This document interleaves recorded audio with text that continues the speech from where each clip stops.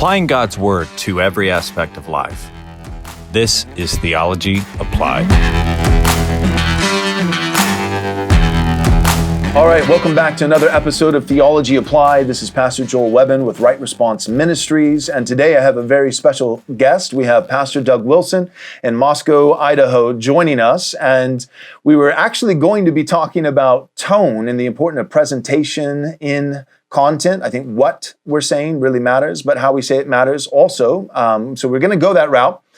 But kind of last minute, I'm throwing an audible, and Doug is gracious enough to oblige. So we're going to actually talk about what we're seeing, I think, right now in 2020 is a mass exodus out of blue states into red states. I'm currently in California. At the end of this year, my family and I and about close to 20 other adults are going to be leaving the Response Church in San Diego, California. We're going to be going to Texas, where I was born and raised, to plant, Lord willing, a new church and try to experience more freedom, more protection of our rights, and ultimately try to produce more for the Lord Jesus Christ and soil that we think might be a little bit more fertile and might yield a better crop. And so Doug's done a lot of work on this.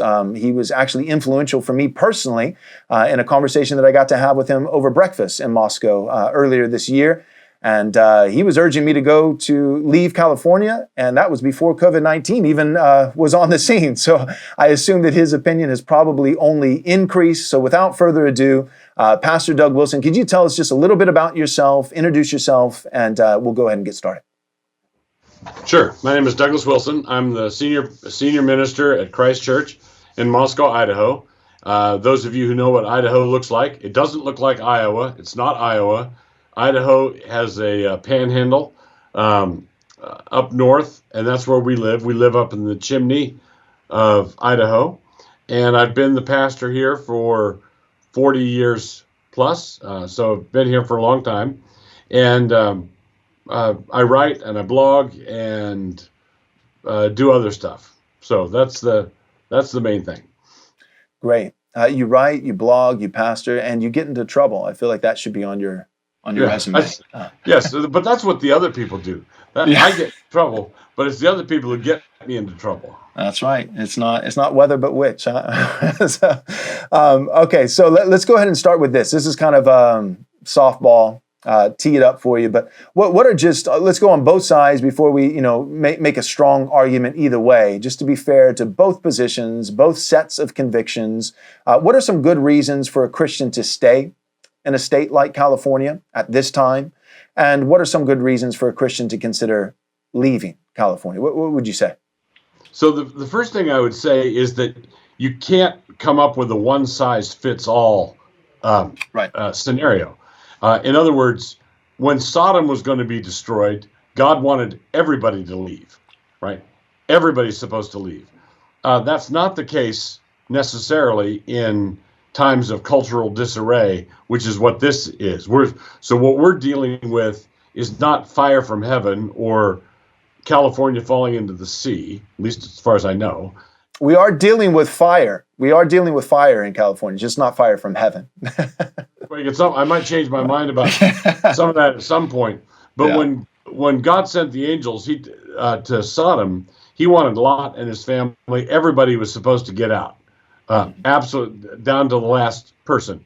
Or in C.S. Lewis's great book, That Hideous Strength, where everybody who was favored by the Lord got out of Edgestow, every last person.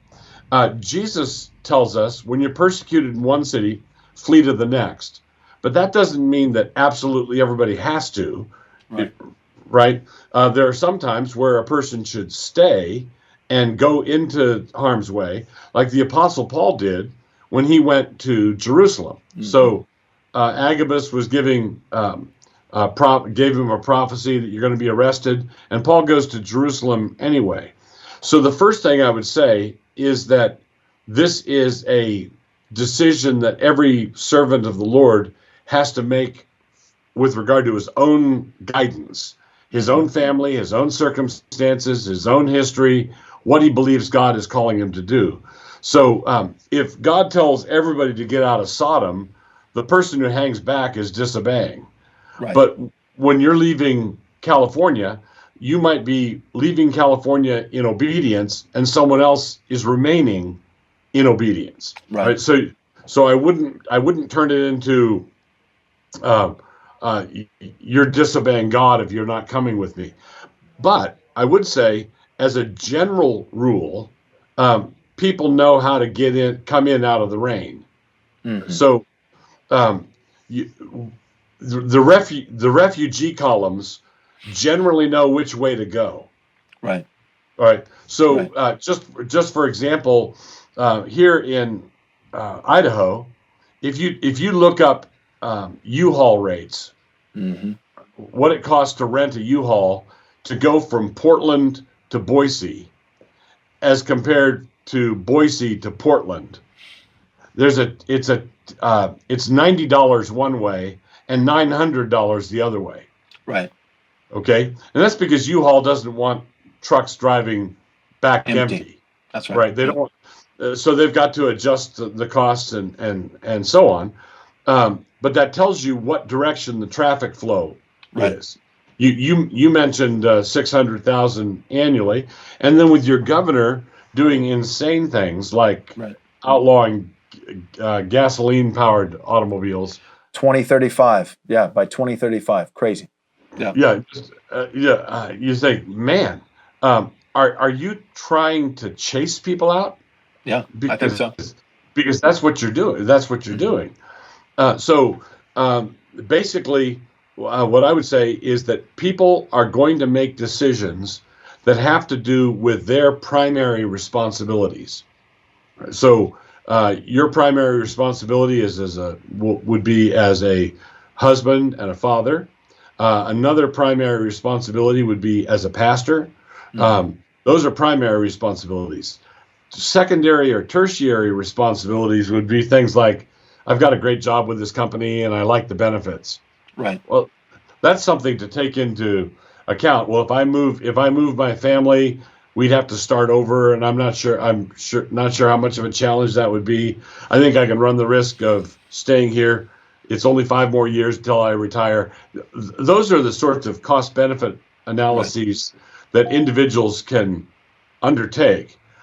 But everybody should undertake that decision-making process, understanding that the blue states are under a heavy governmental mismanagement and a God-hating approach to life.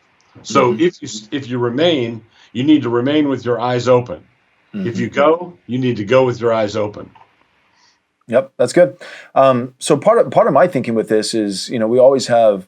I remember one of your blogs. You said like it's permissible. It's fine to leave a state like this, provided that you have reasons. And so, in terms of reasons, one of the reasons for me is, we should always, as Christians, have a theological framework, some kind of theological conviction should be driving us. And so, for me, some of the convictions that I've come into.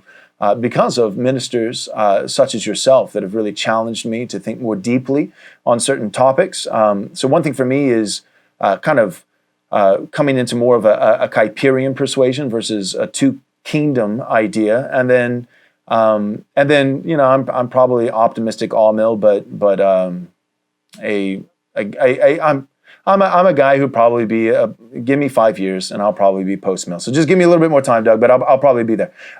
Definitely think more highly of all the post-mill guys. Is just their position like, I want that position. I'm just trying to get there exegetically. But that said, if you're more Kuyperian, if you're more post-mill, optimistic, all-mill, I guess what I'm getting at is this. When I was 23 years old and thought, I want to plant a church and go to California, I really wish some people would have stopped me. But God was, sovereign as he always is. I got there. God does things providentially, even through the foolishness of men. I don't think that I think I bit off way more than I could chew. I wasn't really prepared. I don't think it was thought through. But my thinking at the time was, this is the heat of the battle.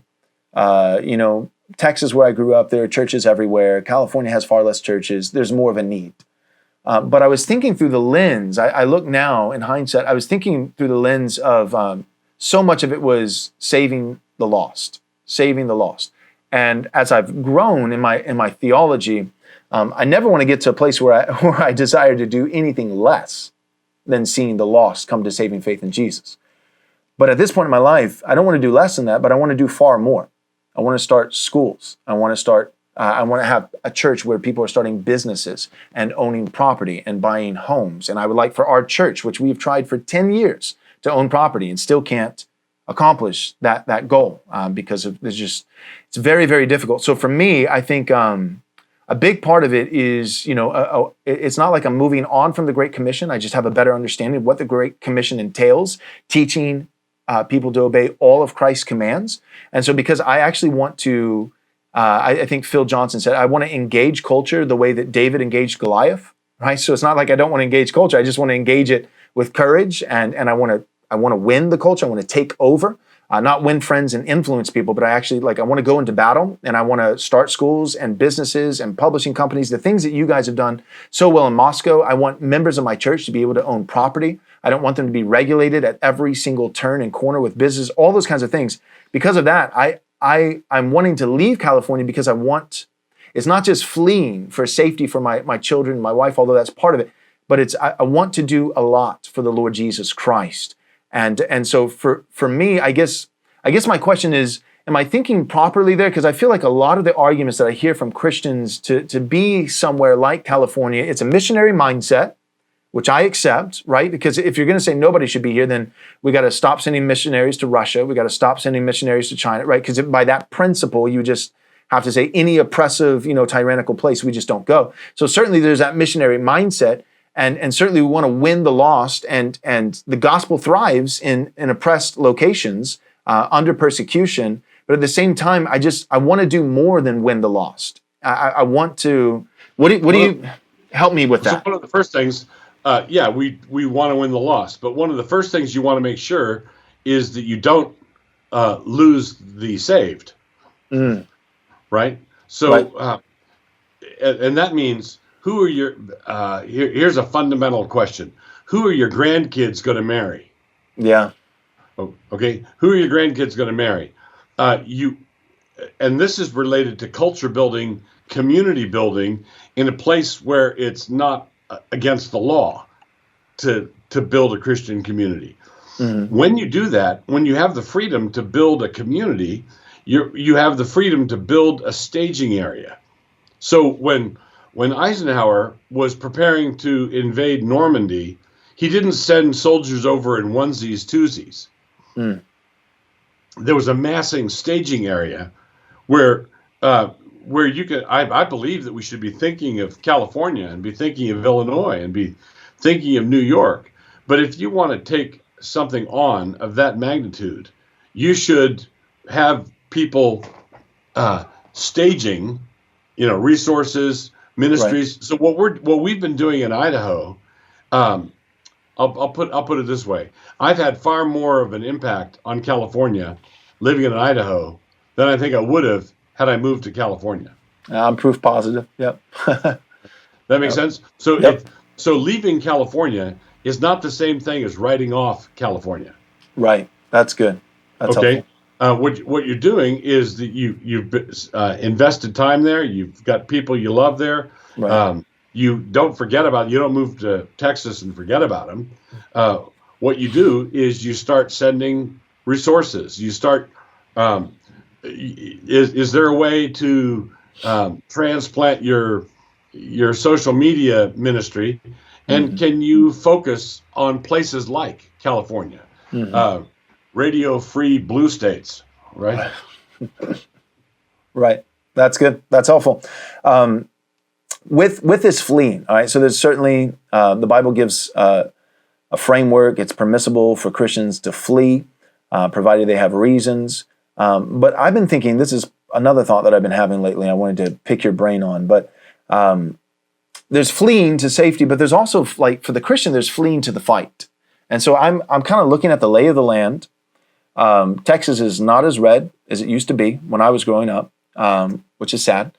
And so there are redder states that I could go to and more conservative places. But I'm looking at, places like California, places like New York, deep blue, and it feels like, and I'm just curious if there's a better way to think about this. It feels like when I think of, I think of your dad, when Jim Wilson, and the strategic point, the decisive point, something it's winnable. But it's also would be significant if it was won, right? We could, Manhattan would be really significant, but I don't know if we're going to take it. And then, Timbuktu, with 250 population, we could take it, in 2 weeks, but what would it mean, right? So that concept, thinking strategic about the Great Commission and about evangelism, all those things that your dad did a really great job, and you've kind of carried that baton. That being said, there are the deep red states, there are deep blue states. Part of the reason I feel drawn to Texas is, one, my family's there, extended family. I want my kids to be around grandma and grandpa, all those kind of things. But two, I think of, the Battle of Bunkers Hill. I think it feels like the decisive point. It feels like a place where this is the thought I keep having. I keep thinking of Revelation, strengthen that which remains and is about to die. That's how I think of Texas. Strengthen that which remains is about to die. And so part of me feels like there are states that would have a better refugee camp that the Californian could maybe go to. You know what I mean? Than Texas. But Texas feels like, man, if we could get some reserves, some Christian reserves, maybe we could win this. What do you think about that? What you're highlighting is a huge problem, and we're facing it here in Idaho as well, because we've had massive numbers of Californians coming here. And one of the problems is there's a certain category of refugee who's fleeing something unpleasant, but he doesn't understand the source of the unpleasantness. Right. He's going to vote blue in a red state. Right. He wants to get out of the blue state. Right. And he wants to get out of the blue state because of all the blueness. But then he goes to Texas and he votes like a Californian. Right. So what he does is he tracks California into Texas. Right.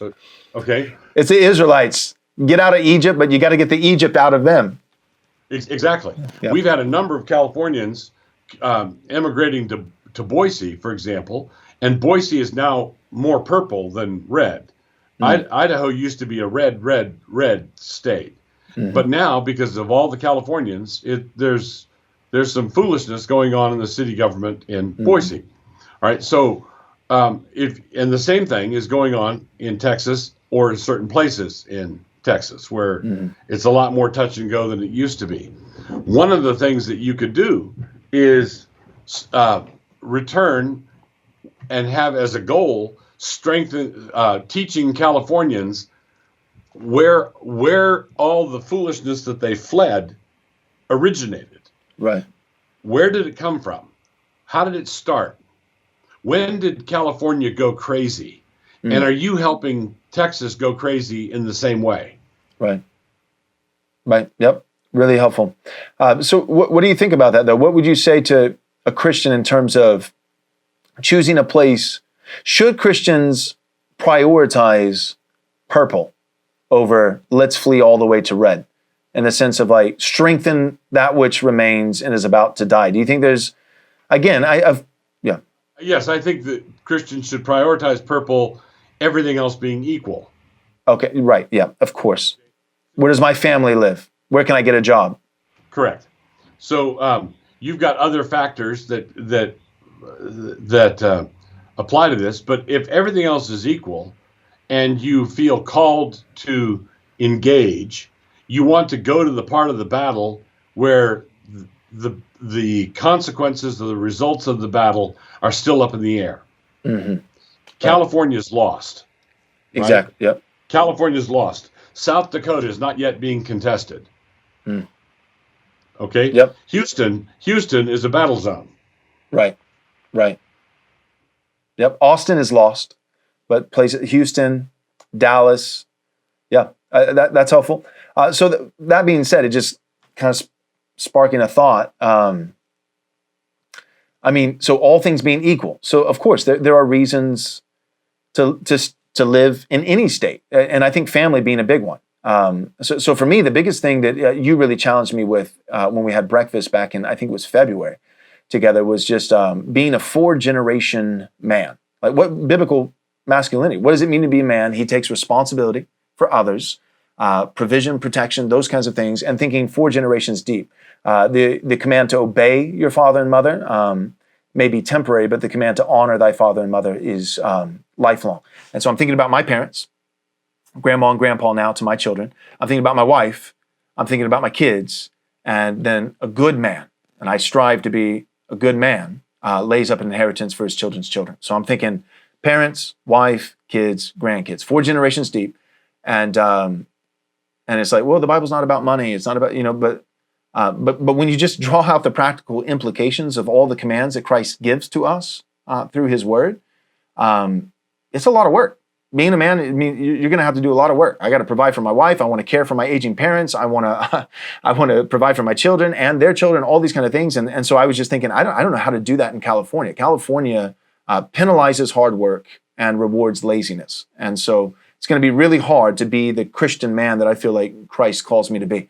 All that being said, I think the biggest thing for me to let go of that was so hard was just this missionary mind. It just felt like quitting. It felt like failure. And so it really hard. COVID-19 helped, and just the Lord providentially, from the time that you and I talked, it wasn't that long ago, but a lot has happened since. And so part of me is okay, retreating back to a place where we'll have deeper wells, deeper reserves, and I can actually maybe do more for California than I can as I'm presently here. That you said that's really helpful for me. I agree with that. But here's my question.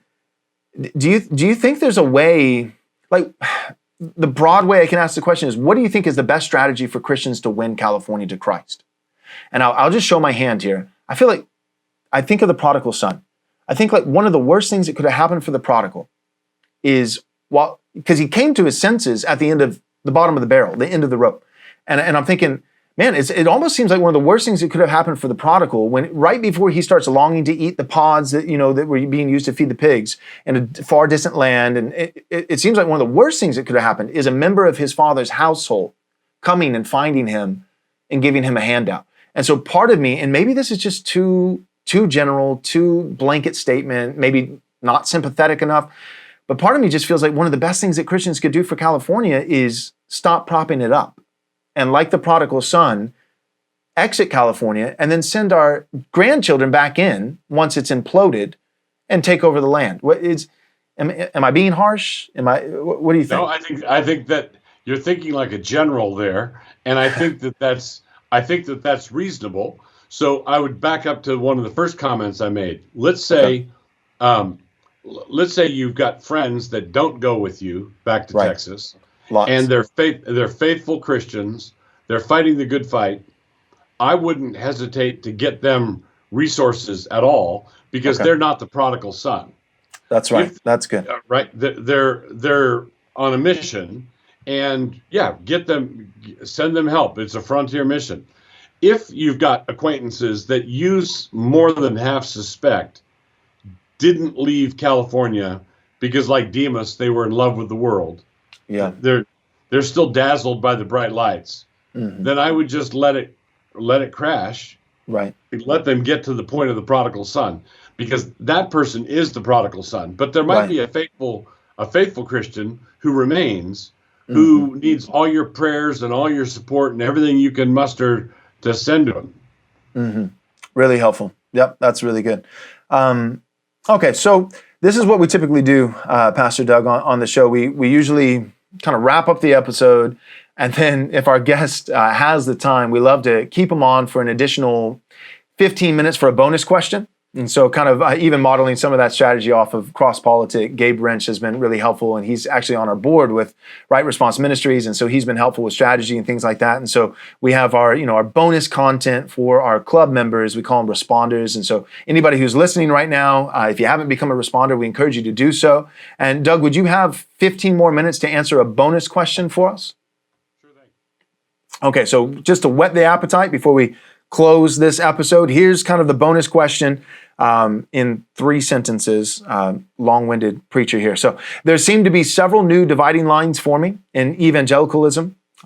Thinking of, we've got the old dividing lines, complementarianism, cessationism versus continuationism, Calvinism versus Arminianism, all those kinds of things. And those lines have been drawn for a while. But now all of a sudden we've got CRT, intersectionality, differing responses to COVID-19, mask, no mask, socialism versus capitalism, soft complementarianism, which I don't even really, feels like jumbo shrimp, like a oxymoron, but soft complementarianism, all these different things, new, at least seemingly new dividing lines. So in the same way that people who have lived in California, like we've been talking about for several years, and maybe it's always been in the back of their mind, but they're now getting real serious about, I think I'm going to pull the trigger and leave.